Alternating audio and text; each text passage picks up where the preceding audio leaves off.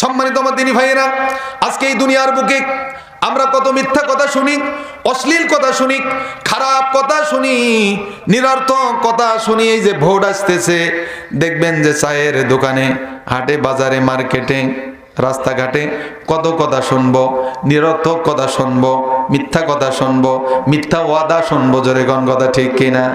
আমাকে যদি তোমরা ভোট দাও তাহলে আমি রাস্তাঘাট করে দেব, কালভার্ট করে দেব, ঘরে ঘরে চাকরি দেব, ঠিক কিনা? জোরে কোন। ক্ষমতায় যাওয়ার পর একটা ওয়াদাও ঠিক রাখে না, ঠিক কিনা? একটা ওয়াদাও ঠিক রাখে না। কোরআন যদি ক্ষমতায় যায়, কোরআন যদি সংসদে যায়, সর্বপ্রথম এই কোরআনের ব্যক্তিরা, লোকেরা, তারা 4টা কাজ করবে। জোরে কোন কয়টা কাজ? সর্বপ্রথম 4টা কাজ করবে।